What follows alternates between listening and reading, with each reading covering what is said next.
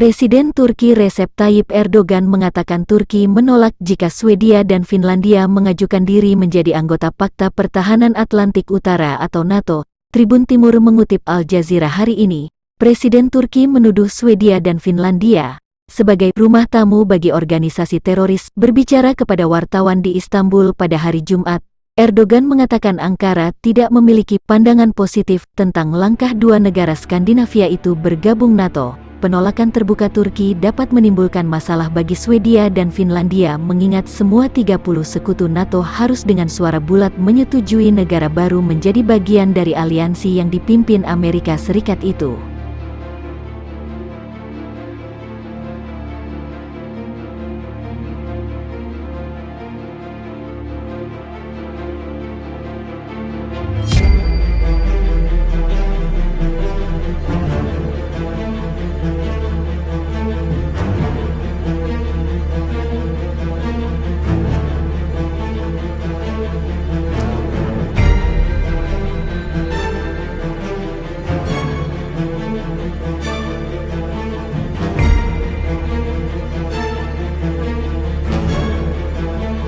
NATO leaders agreed that we must and will provide further support to Ukraine, helping to uphold their fundamental right to self-defense.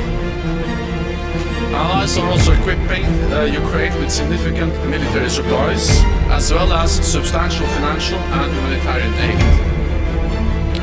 Today, we agreed to do more.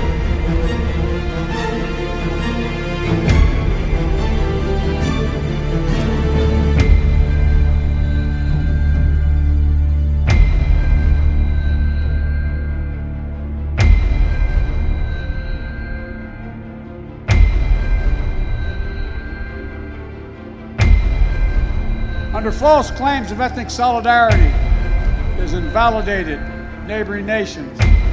Putin has the gall to say he's denazifying Ukraine. It's a lie. It's just cynical. He knows that. And it's also obscene. President Zelensky was democratically elected. Terima kasih sudah nonton. Jangan lupa like, subscribe, dan share ya.